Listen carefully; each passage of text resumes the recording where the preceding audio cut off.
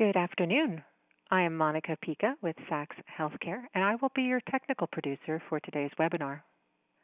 Firstly, on behalf of Philips and Sachs Communications, we want to thank all the frontline workers in our audience for your commitment and passion in helping all of us through this very difficult time. We are truly indebted to all of you. I also want to show our audience how you can send questions in throughout the webinar. Our speaker will try to answer as many at the end of the presentation. So go ahead and chat your questions into the Q&A tab on the right-hand side of your screen, and please chat any tech questions into the Tech Support tab, also located on the right-hand side of your screen. Our moderator is Brady Scott. Brady is the Director of Clinical Education and Associate Professor for the Respiratory Care Program, College of Health Sciences at Rush University in Chicago. In 2007, he was named the Adult Acute Care Specialty Practitioner of the Year by AARC.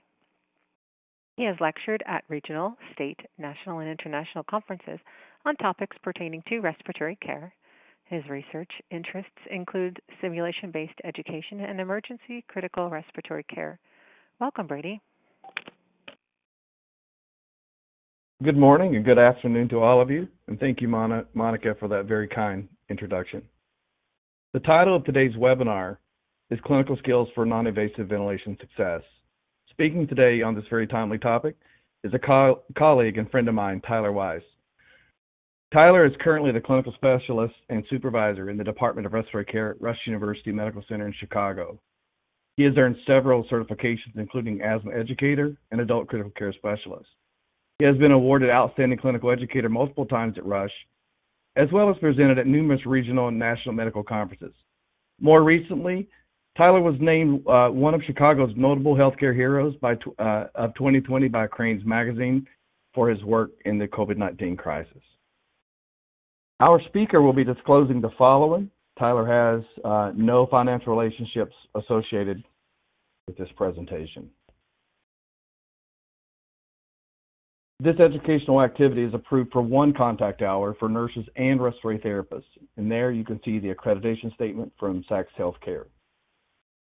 Support for this educational activity has been provided by Philips. With that said, I'd like to welcome our speaker, Tyler Wise. Thank you, Brady, for that introduction, and thank you for all of you for joining us on this afternoon or morning, wherever you're joining us from. I look forward to talking about clinical skills for non-invasive success today. So the objectives of this presentation will be discuss current research and data related to non-invasive ventilation, discuss non-invasive protocols, training, and equipment needed for non-invasive success, and discuss non-invasive impact on hospital tract metrics. So just to start off, this is going to just touch briefly on physiologic effects of non-invasive, as I could give a whole lecture probably on physiologic effects. So we're just going to touch briefly on this. I'm going to recommend a very great paper if you want to look more in depth into physiologic effects of non-invasive. So this was by Dr. Neil McIntyre down in Duke. He published this in 2019. A very in-depth physiological effects of non-invasive ventilation, highly recommended read. To dig in more there. But just briefly, non-invasive augments minute ventilation, can unload ventilatory muscles. It can help alveolar recruitment, improve gas exchange. And some other things that it can do that it doesn't necessarily intend to do, it might maintain upper airway patency. It could help with triggering in a patient that has a lot of auto-PEEP. It can have various cardiac interactions, whether they're good or bad. It can also maybe help prevent ventilator-induced lung injury, and we'll talk a little bit more about that later in the presentation. So these are just some of the physiologic effects of non-invasive. Again, not going too in-depth with this, so please do yourself a favor, check this paper out. It's very, very good paper by Dr. McIntyre. So we'll get right into what are our recipes for success. So I've came up with 3 ingredients for non-invasive success, and that is the patient selection, the clinician skills, and the equipment selection. And then here, Dr. Strickland also published a nice paper in Respiratory Care in 2019, and she gave a nice little flow diagram of the steps to take for non-invasive success. And again, it's to identify the need, the patient population. What parameters are you going to use? What mode, what interface, what settings? And then the initiation of the apparatus, and we'll talk about all these. And then once the apparatus is on, what do we look for then? And know when to stray away from non-invasive. You might need to go to high-flow nasal cannula or maybe even intubation. So all important steps in order to have success with non-invasive. And we'll touch on all these during this presentation. So we'll start with clinician skills and factors leading to success. So this was a study done in 2019, and basically what the authors did is they went back and they did a systematic review of all the literature that had to do with non-invasive education and training.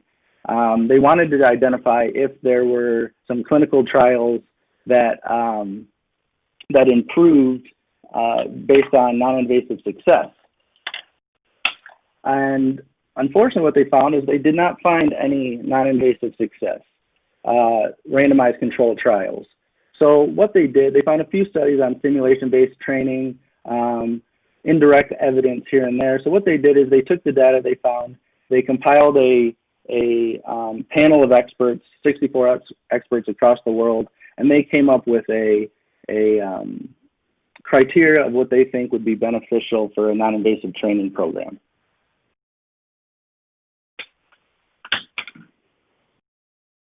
So this is the exhaustive list, which I'm not going to read through completely. Exhaustive list of what the minimum content of the training they recommend. So it goes on everything from physiologic effects all the way down to non-invasive and pulmonary rehab. They talk about bronchoscopy, the goals, the different types of ventilators, the ways to determine synchronies and dyssynchronies, and ways to troubleshoot. So these are all what they recommend as the minimum content of a training and education program. So pretty exhaustive list for something that just minimum, but as we know, non-invasive is not very straightforward as it seems. So it is something that requires a lot of education. And then, as we see, again, there has just been a lack of high-grade experimental evidence when it comes to the education. They recommend a course which contains 30% lecture, 20% interaction with questions with the participants, and then 50% hands-on. And the hands-on, I think, is really what is the most beneficial when determining success for non-invasive. Whenever I teach non-invasive, I make sure that my participants are putting it on each other, putting it on themselves, feeling what the settings feel like as they apply the device. And also multidisciplinary team training. In the hospital, we work as a team, so training in a team, I think, was beneficial, as we all will then understand what the purpose of non-invasive is, what to look out for, when I need to call for someone else. So I think training in a multidisciplinary team is always an effective tip.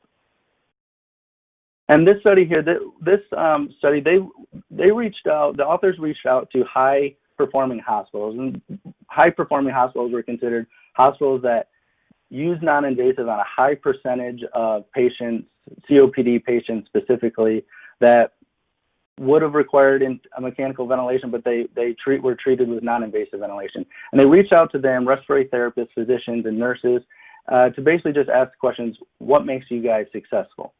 And there was a few themes that came through. And the first theme was the processes. So they identified the timely identification of patients and early application of non-invasive. Also, the frequency of reassessing the patients after you implement non-invasive is very important. Are they tolerating this? And then I think it is honestly the most important thing is maintaining patient comfort. If a patient's not comfortable, they aren't going to wear it.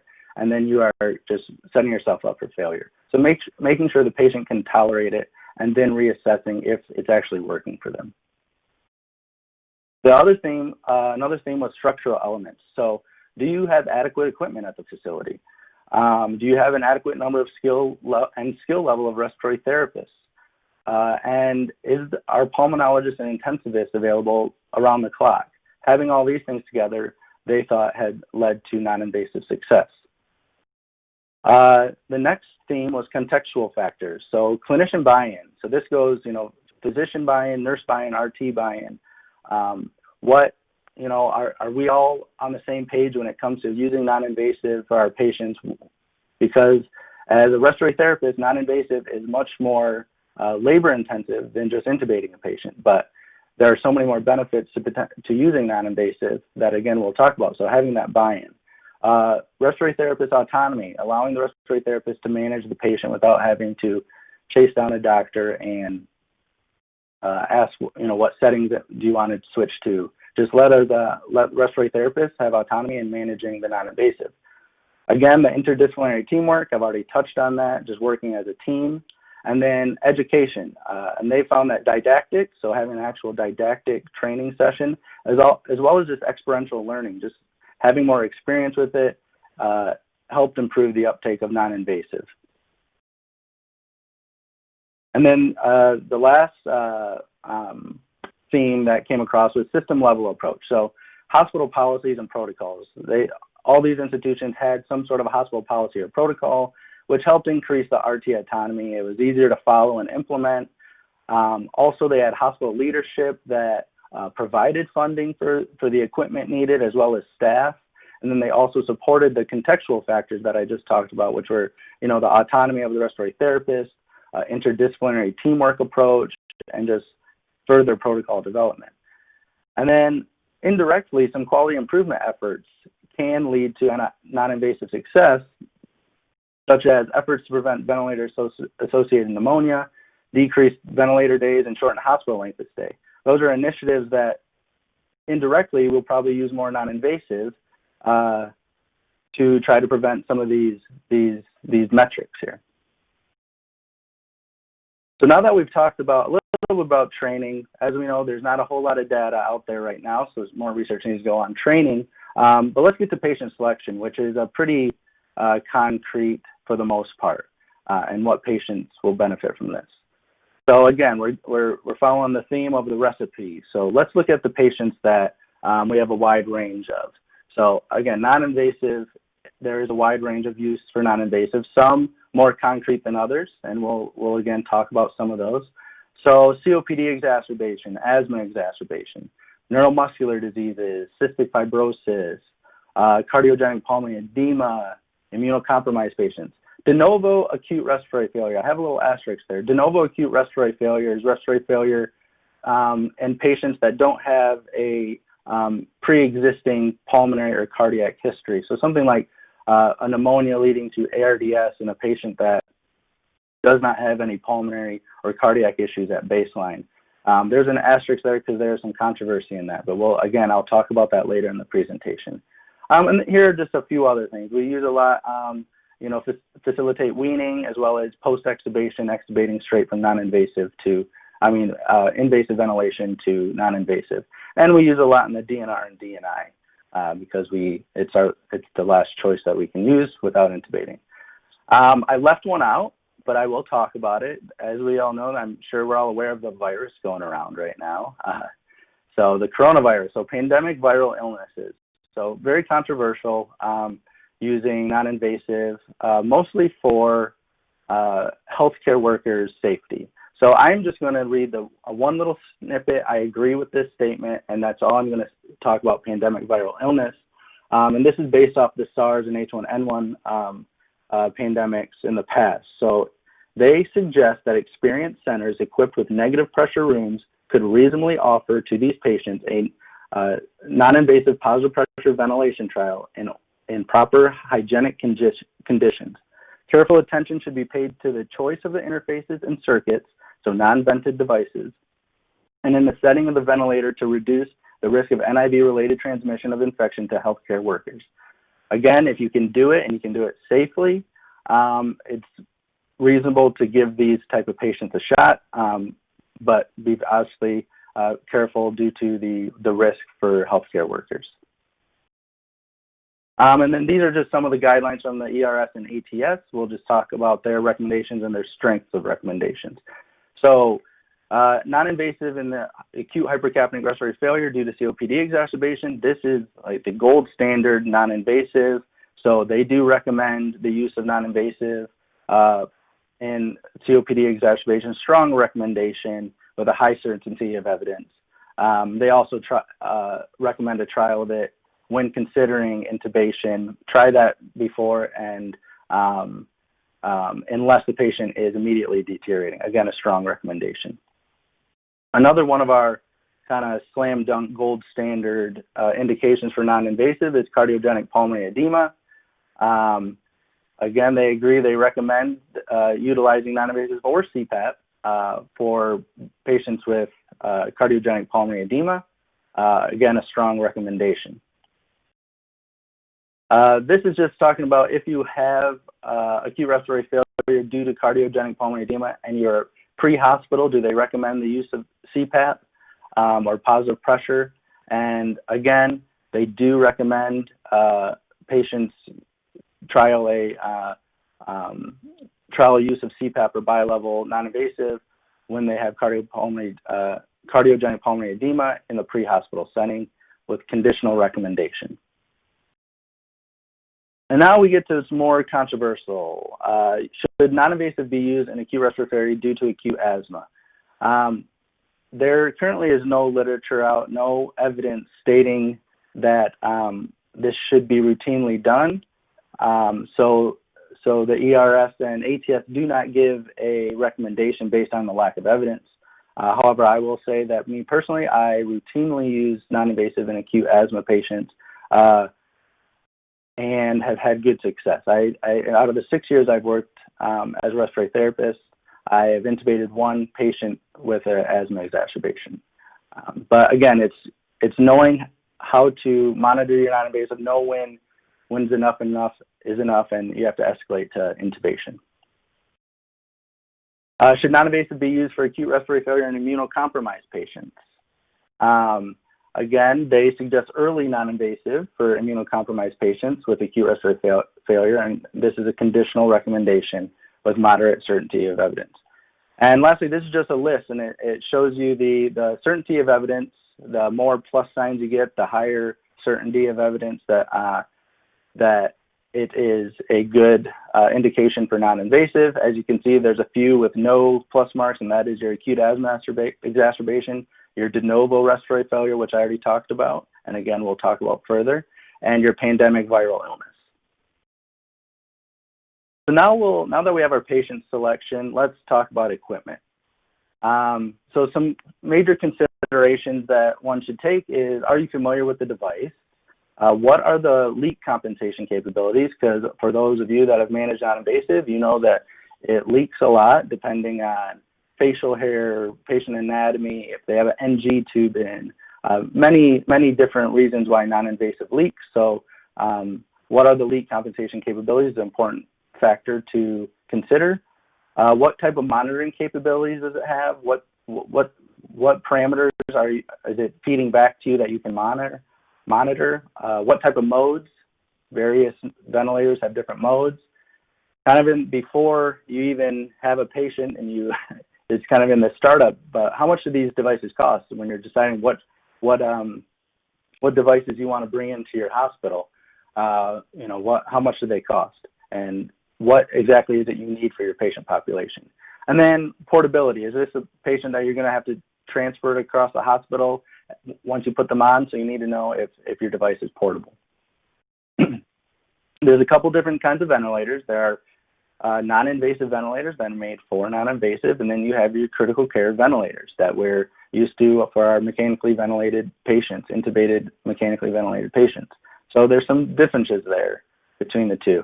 And Brady Scott, our moderator today, just published another fantastic, highly recommended read in Respiratory Care in 2019.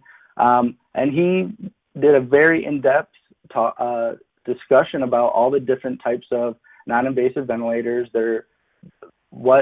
some clinical considerations, the different technologies.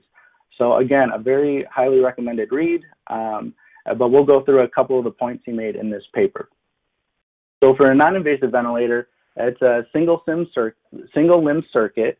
There's constant but variable flow, and there's a very important leak port, which allows for passive exhalation of CO2. My patients typically want to cover that up because it's blowing at them, but very important that we have that leak port. Also, leak compensation. That has leak compensation. Many of these non-invasive ventilators can compensate for leaks up to 60 liters per minute. So that's a pretty significant leak. Baseline pressure must be used to flush the circuit. You typically cannot set these ventilators less than a EPAP or a PEEP of 4, and that's just to flush out the circuit. And as you increase your pressures, rebreathing of CO2 may be reduced because you're just flushing the circuit more. And then all these devices have an internal blender to allow for precise FiO2.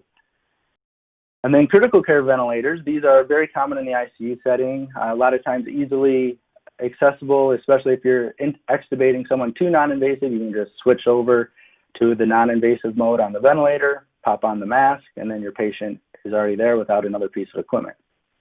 These are dual limb circuits. They have a separate exhalation valve. There is leak compensation on modern critical care ventilators, which helps to allow for proper synchronization. And again, they also have an internal blender to allow for precise FiO2. And this is just a little schematic from Brady's paper that shows the different types of circuits that I just talked about. So your bi-level or your BiPAP, we tend to use the word BiPAP, that's a brand name, but kind of like Ambu bag. But bi-level circuit, it's a single limb with a leak. Your intermediate has an active exhalation port, but again is single limbed, and then your critical care ventilator has no leak, and that's because it has the exhalation limb on the ventilator in the dual limb circuit. So which is better? Well, there's a plethora of literature out there, and again, my presentation will be way too long if I go through all of these studies, but these studies, what they did is they looked at non-invasive ventilation modes on invasive ventilators, as well as compared non-invasive ventilators to critical care ventilators to see which one was better. And overall, what they found is non-invasive ventilators generally outperform ICU vents when it comes to leaks. When a patient has a very leaky mask, the non-invasive ventilators generally outperform. However, some of the ICU ventilators, depending on the brand, did actually perform pretty well in the setting of leaks. New ventilators have not been evaluated. There needs to be much more studies done with different categories of ventilators, various interfaces, the modes, different respiratory failure etiologies. But overall, it's unclear if non-invasive ventilators offer a true clinical advantage over ICU ventilators while delivering non-invasive. So if you're an institution that has just critical care ventilators, you don't have non-invasive ventilators, with the more sophisticated ventilators, they tend to do a pretty good job. They just might have a little more issues when it comes to leaks. But again, more research is needed on that. And then these are just a picture of some interfaces. Some of these are more for sleep. A is our nasal mask, which we see commonly. C is our oral nasal mask, which is the most commonly used, I would say, for non-invasive. F is our total face mask. I typically call that the fireman's mask or the Avatar mask, if you've seen the movie Avatar. And then G, we've been seeing pop up, especially in the videos from Italy in the COVID crisis, is the hood. And I want you to pay attention to F, the elbow there, the blue elbow. It's very important to know the differences between your mask, and I'm going to talk about that on the next slide. But as you see, that F elbow is blue, which does not have one of these things on the next slide. So your interface must be compatible with your equipment. So if you were going to use that total face mask with the blue elbow, you need to make sure that you have an exhalation limb. So you're using a dual limb circuit, because there is no exhalation port on that. You do want to use a mask with an exhalation port on a single limb circuit. So again, if you're unfamiliar with what devices you have at your institution, please go back go to work and take a look at what you have, and if you have the ability to use different masks with different devices, make sure you have an exhalation port available if you're going to use a single limb circuit, and vice versa. Make sure you have a non-exhalation port mask if you're going to use a critical care. Very important step in finding the right interface. So modes and settings. So what modes and settings do we use? So there's a varying modes. Most common is CPAP, bi-level or BiPAP, which we tend to always call it. Those are bi-level is on your non-invasive ventilators. The same thing on a critical care ventilator we refer to as pressure support. Pressure control ventilation is another pretty similar to bi-level. However, you are getting a set I time and a set rate. And then you have some of these specialty modes that are on certain ventilators. Average volume assured pressure support, or AVAPs. That is just something that targets a tidal volume, augments pressures. Proportional assist ventilation sets the amount of work done by the ventilator and in conjunction with the amount of work by the patient, helps with synchronies, work of breathing. And then you also have something called NAVA, neurally adjusted ventilator assist, which is used in conjunction with a catheter that sits above the diaphragm, and helps with triggering vent synchrony in these non-invasive patients, as it helps trigger with the movement of the diaphragm. So what settings do we use? So to start, it may be better to start at a lower pressure when administering to these patients, and we'll talk more about that a little bit later. Adjust the settings quickly as needed to achieve your goals. This is not a set and forget. This is a set and adjust. Again, it is very labor intensive. A lot of times it's much easier to just intubate the patient. When it comes to being a respiratory therapist, intubating a patient takes a lot of the workload away from the non-invasive. But it's very important that we don't just do that to make our lives easier. It's what's best for the patient. So it is not a set and forget. Constantly assessing and adjusting. Goals, it may be important and necessary to monitor our tidal volume, so targeting that lung protective 5 to 8 mLs per kg may be important. There's really no good data to guide proper settings. What really you need to look at what you're treating. If you're treating just hypoxemia and your ventilation is fine, the patient may just need CPAP. And this might help decrease preload, decrease afterload, may increase your compliance, and also decrease your shunt. If there is a hypercapnic component, bi-level would help increase your tidal volume, decrease your work of breathing, and in bi-level, the EPAP or the PEEP has the same effects as CPAP does. So settings, typical settings to start off on are on inspiratory. For CPAP is a CPAP of 5 to 10. That's kind of your standard run-of-the-mill starting off settings for CPAP. For BiPAP or bi-level settings, for your inspiratory positive airway pressure, your IPAP, 8 to 12. Your expiratory positive airway pressure, your EPAP, 4 to 5.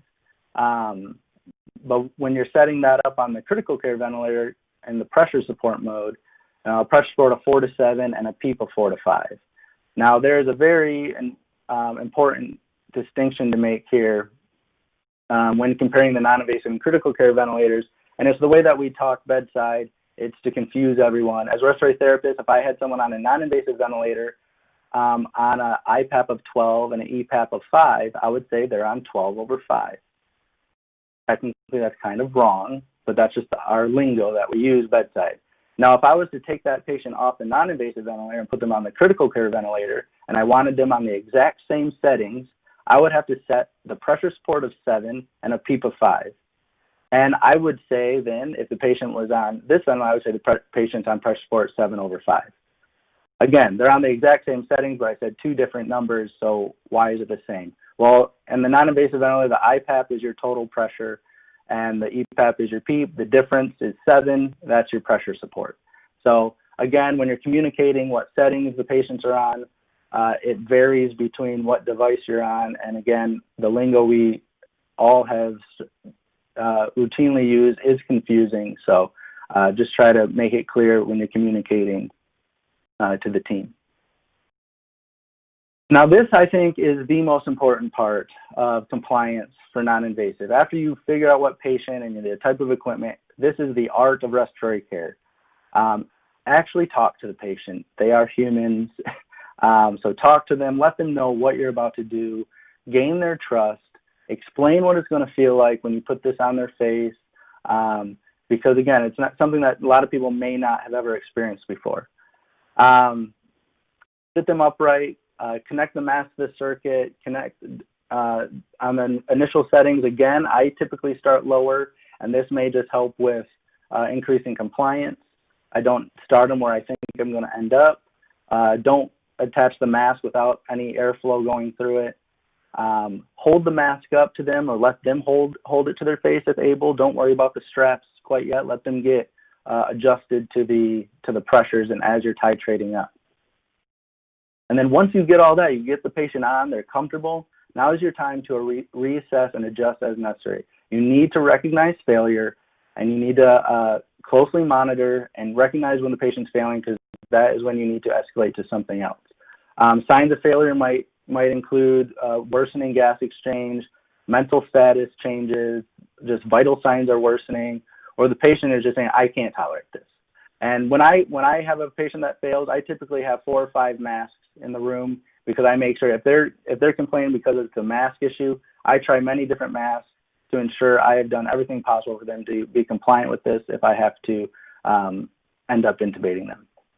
And then due to the close monitoring and the constant assessment that you have to do with these patients, it is recommended that non-invasive is done in an ICU setting or ED setting. Some hospitals have respiratory wards or step-down units. If it's outside of the ICU and ED, then advanced training and enhanced monitoring is recommended. So now that they're all on, how do we start getting them off? So we'll talk a little bit about weaning next, and this comes in with our non-invasive protocols. So for non-invasive, as we already went through, we have well-defined indications for non-invasive. However, the management and weaning is typically clinician dependent. So, and why is that? Well, unlike mechanical ventilation, invasive mechanical ventilation, there's lack of guidelines on what's the best way to do this. And the other thing is, it's just easy to take the patient off and see how they do. If they don't do well, put them back on without a big to-do. You know, when you extubate someone and then they fail, you have to put the tube back in. It's a procedure. This is much easier to remove and reinstate as needed. So this could be why, you know, there's not a whole lot of definitive evidence on what's the best way. Some potential issues of lack of protocols. Patient could receive non-invasive way longer than they need. It might increase their hospital stay. It could increase complications and adverse events associated with, you know, the rapid non-invasive withdrawal.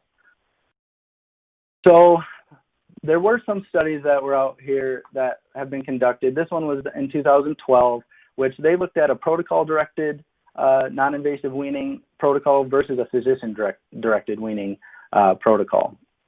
And this is a busy slide, but this is basically just to show that the groups were equal in sickness. If you look at the p-value, there's nothing significantly different.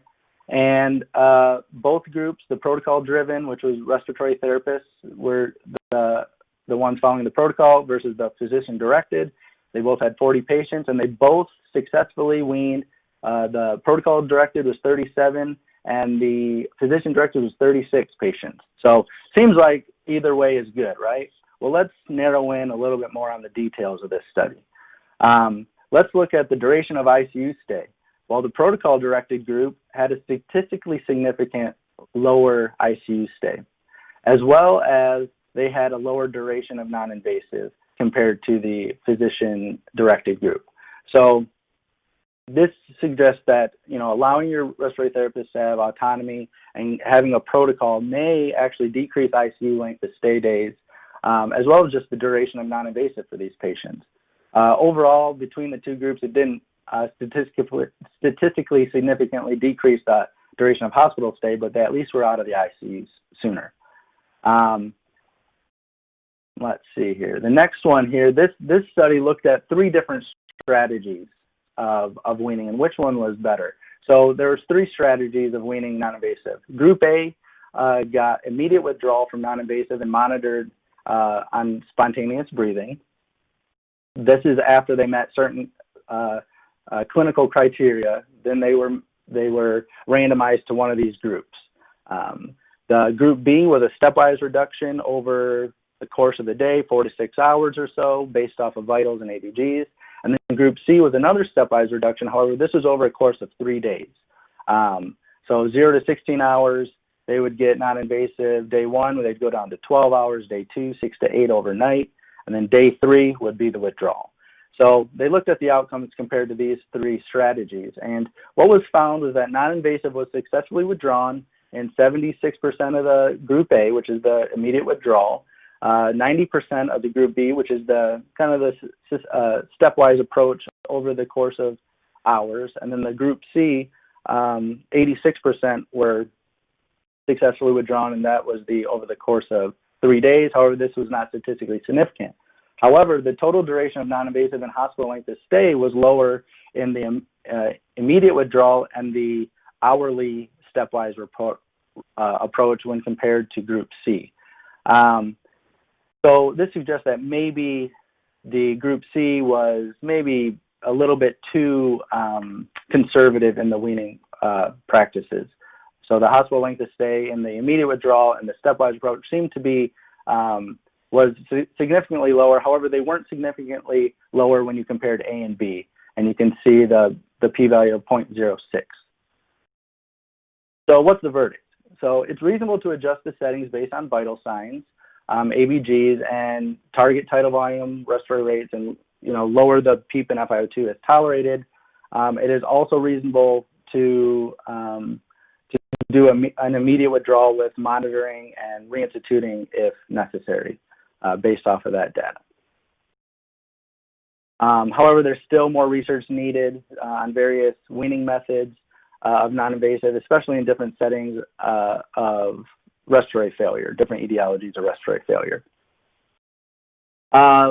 Ventilator-induced lung injury. So how can non-invasive prevent ventilator-induced lung injury? So believe it or not, VILI can occur in non-invasive. It's not just invasive. And this is usually recognized by alveolar rupture, so pneumomediastinum, pneumopericardium, pneumothorax. So this large volumes, high pressures can cause injury. So it may be important to monitor in non-invasive.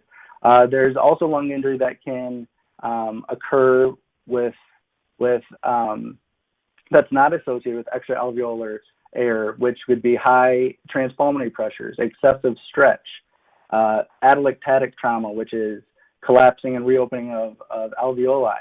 And this frequent stretching can cause an increase in cytokine release and bacterial translocation, causing more damage to the lung.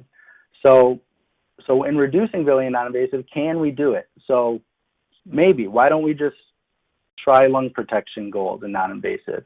If you have the capabilities, try to minimize your transpulmonary pressure, inspiratory transpulmonary pressure to less than 20 centimeters of water. Try to reduce your tidal volume so they maintain, less than 8. Watch your driving pressures. Be careful on the use of PEEP, and only use the amount of FiO2 you need to reach your goals. But what if we seem safe based on our settings, but the patient is still breathing like a freight train, very vigorous inspiratory efforts? We should probably try to address the cause. Is it pain, anxiety? Do we sedate them? Really don't know. Sometimes we do. We give a little sedation, not enough to knock them out, but just to take the edge off to help alleviate their vigorous inspiratory efforts.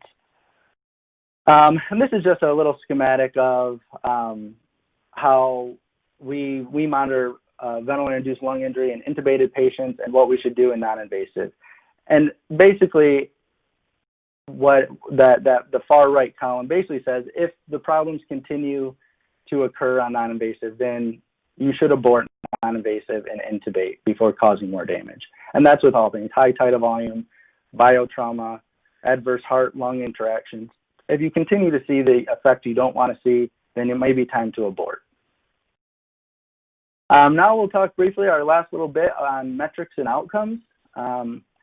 So we're going to look at the benefits and risks of using non-invasive as opposed to maybe invasive ventilation. So in this study that I just showed, they looked at cardiogenic pulmonary edema patients as well as acute on chronic respiratory failures and de novo respiratory failure patients.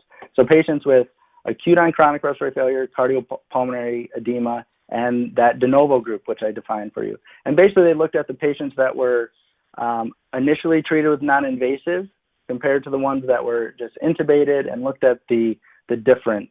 They looked at non-invasive success and if they had any outcome. And what they found was that if they were successful with non-invasive in both the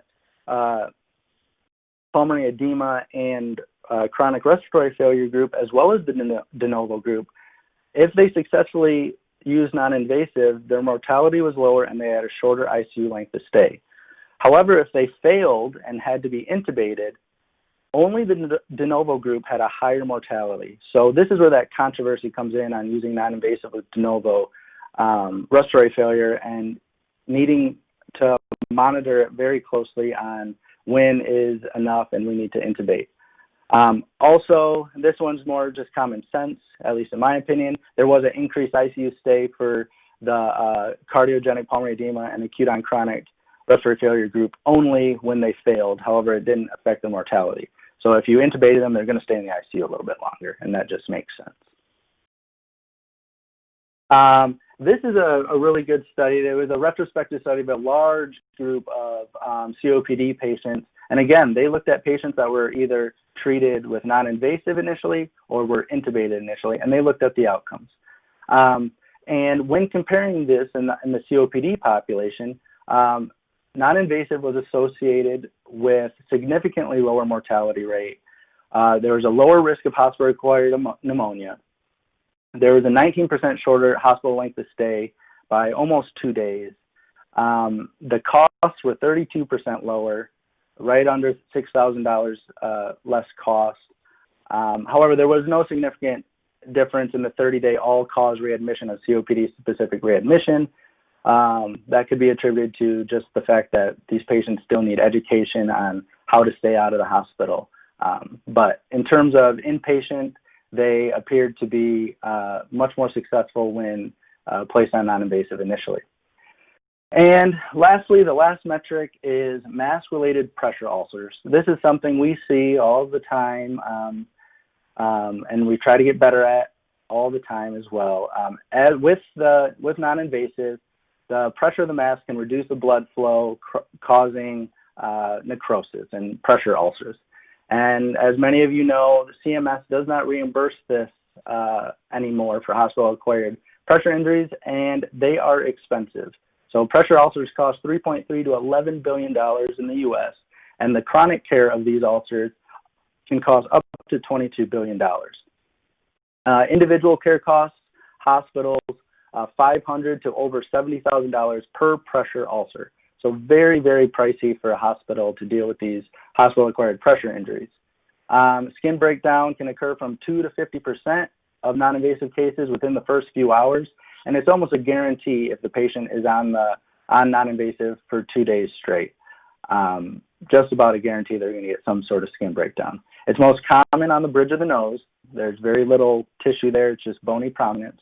One study did show that a full face mask, so that fireman's mask that I talked about, had a lower incidence of pressure ulcer development when compared to oronasal masks, so 1% versus a 20%. So again, some of the devices may be better than others in preventing skin breakdown.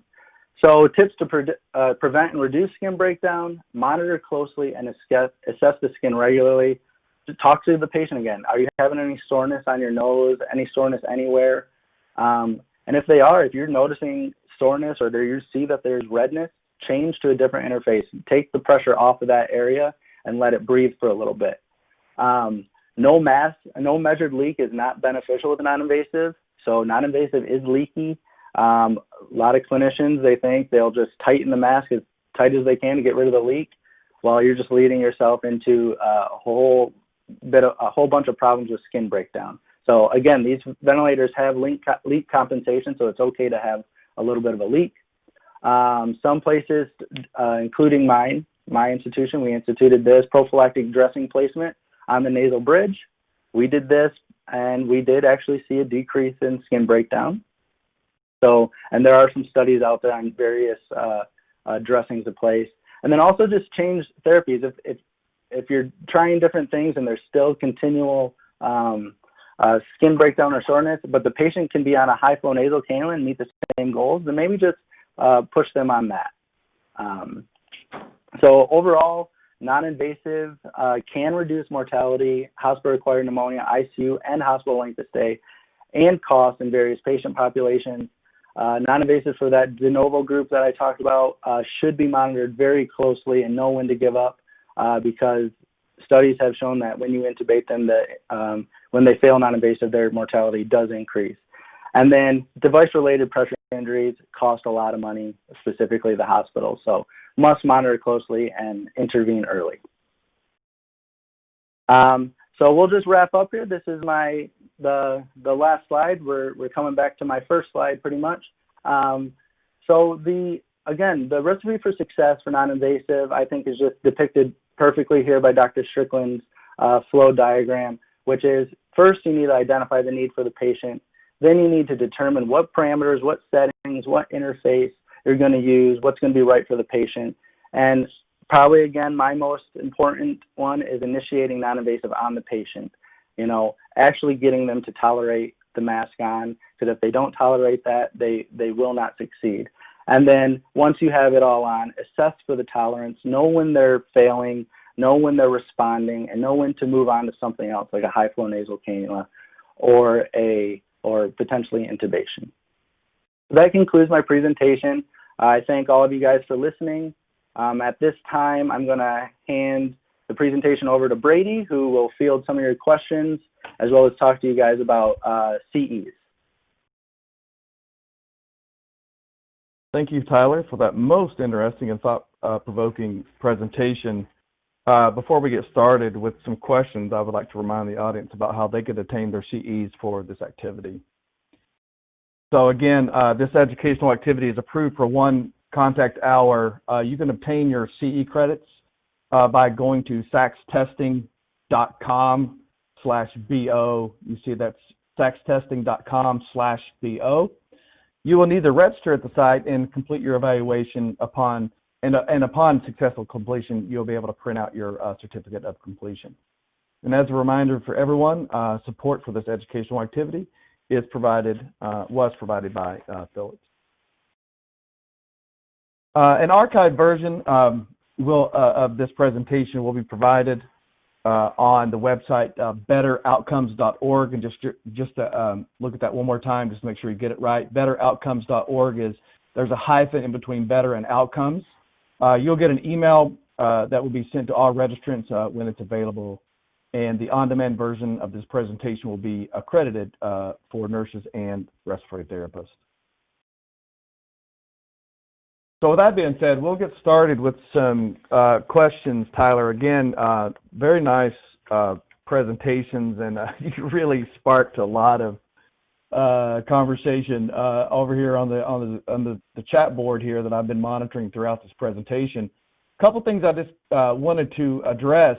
There was somebody wrote in that they would love to read the paper by McIntyre and where can they get it. And I wanted to let everybody know that that paper by Dr. McIntyre and actually the paper that you presented that was by Dr. Strickland, actually the one from myself and the paper on ventilator-induced lung injuries and non-invasive ventilation was a part of a series of papers that were published in the June 2019 issue of Respiratory Care Journal. So you can find that. Just go to the journal website or just go open up your journal if you didn't open it when you got it. It's the June 2019 issue. All papers are on this topic of non-invasive ventilation. So Tyler, specifically for you, I had a couple questions about that came across the question board about using heated circuits, or what are your thoughts about adding heat and humidity to for patients on non-invasive ventilation?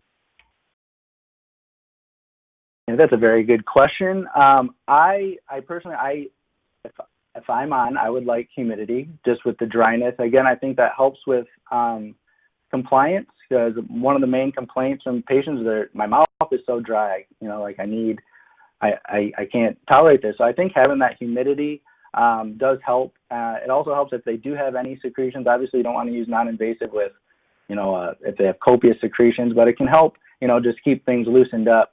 However, when it comes to skin breakdown, there has been some literature out there suggesting that the heated humidity and just adding that layer of moisture can actually potentially exacerbate the skin breakdown. But again, I think it's then weighing the pros and cons. Is my patient going to tolerate non-invasive better if I use the humidity? And if they tolerate, they might get a little bit of a skin breakdown. I might favor using it and dealing with the skin breakdown. But again, it's something that I think I would want. I try to use on as many of my patients as I can. And then you might have the other group of people that are just like, I hate this. I don't want it. It's too hot. They might like the non-heated. So to me, it's a lot about patient compliance and what they are most comfortable with. Tyler, I agree with you totally. I spent, as you know, I spent a lot of my career in the emergency department setting, treating patients that were on non-invasive ventilation that had an acute exacerbation of COPD or cardiogenic pulmonary edema. And frankly, some of those patients, they didn't like the heat and humidity, especially while they were they're kind of in the middle, if you will, of their acute exacerbation brought in by EMS. And so I guess, to go back to what you said, there's a little bit of an art here where you go maybe for some period of time, no heat and humidity until you can address that later for comfort. But I 100% agree with you in terms of it's really all about patient compliance and whatever you have to do to get them to wear the device. So another question, we can't avoid this, and you did kind of touch on this a little bit in your talk, but I had a few questions that come across, Tyler, about your experiences, and we know you've got it, about using non-invasive ventilation during this COVID crisis. What's COVID? I don't know what you're talking about. Just kidding. Yeah, I know. I figured there'd be a lot of questions on this. Again, I think the snippet that I read should be held true. If you are an experienced institution and you have, the type of devices that can minimize the risk to your healthcare frontline workers, then maybe trialing it. At our institution, at the beginning of the crisis, that was like a bad word. You would say non-invasive or BiPAP in the ICU and you get yelled at. Now we're using it more frequently. But again, we're using the proper precautions. We have it filtered in multiple different places. If you can use a device that doesn't have a leak port, then that would be probably better. But I think it is reasonable if you have the appropriate setting and the type of equipment to trial these patients on non-invasive. We have had success. Now we're trying to figure out what's the right time to, maybe move on from non-invasive and potentially intubate, trying to find that Goldilocks phase of intubation versus we don't want to intubate them too early, we don't want to intubate them too late, so that's why we started instituting non-invasive again. So it can be done, in my opinion, but at all costs you need to be safe because, the hospital can't function without their frontline workers, so you need to keep them safe. I think pretty much well said. And again, we're both coming from the same institution, and I second the fact that when non-invasive in the beginning was a no-no, and then we slowly changed our practice a little bit based on keeping our staff safe and the right kind of filtration and the right kind of room just to do what we had to do for the patient. So, but with that being said, I think what you're getting to a little bit there too is we're still evolving in our understanding of what exactly to do and when to put patients on non-invasive and when to intubate and so on and so forth. So another question, this is a little bit of a tough question, so so get ready. You ready? So you talked a little bit about ventilator-induced lung injury in the setting of non-invasive ventilation. Frankly, that's not something that's talked about a lot. So what are your thoughts, and do you believe there's a risk of self-induced lung injury for a patient on non-invasive ventilation? I do. I believe in silly self-induced lung injury, and it's hard. It's hard for me not to believe it when I see when I'm looking at a patient and they are, as I say, breathing like a freight train, just chugging along, really deep inspiratory efforts. And I do have experience with esophageal manometry, so I've seen that type of breathing pattern with a balloon in, and I've seen what their transpulmonary pressures are. So I've never done that on someone on non-invasive, but I would assume that would be a similar effect, and their transpulmonary pressures are probably quite high, even though the pressures on the ventilator don't look so high. They look fine, again, because we're setting them. But, with that deep inspiratory negative pressure that the patient's pulling, I absolutely believe that you can cause self-induced lung injury. And that's my answer. But also, I would also point to one of those papers again that was published in the June 2019 Respiratory Care Journal, because that actually takes on this topic with specific focus on this group. So I tend to agree with you too. I just I've been around for a long time, and there was a time where we didn't talk as much about lung injury and non-invasive ventilation as we are now. So, I think that's important.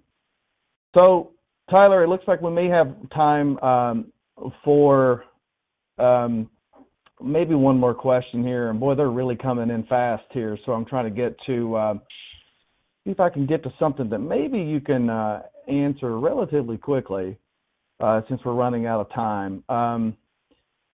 So I just wanted, there was a question here about you mentioned using PAV, like a PAV type of a mode earlier in NAVA.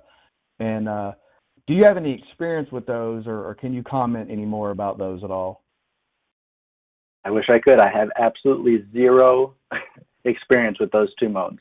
I just know a little bit about them, but I have zero experience with those modes at all. I don't know. Do you have any, Brady? I have none.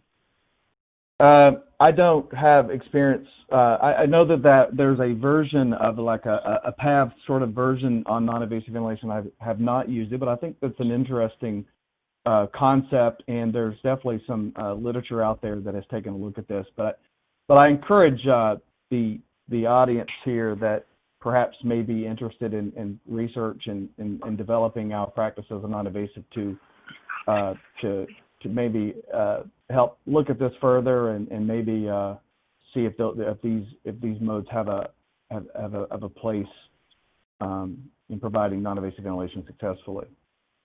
So Tyler, thanks again for your fantastic presentation, and I think you really covered a lot. And frankly, we've got so many questions here. I think we could probably sit here for about another hour and just answer those. So what I'm going to do is I'm going to wrap up the presentation and turn it back over to Monica for her concluding remarks. Thank you. And this concludes our webinar for today. I'd like to remind the audience that there is a survey for you at the conclusion that will pop up immediately, and we would greatly appreciate you sharing your opinions on today's webinar. We value your feedback. Thank you again on behalf of our presenters, Saxa Healthcare Communications, and our sponsor, Philips. I hope you enjoy the rest of the day.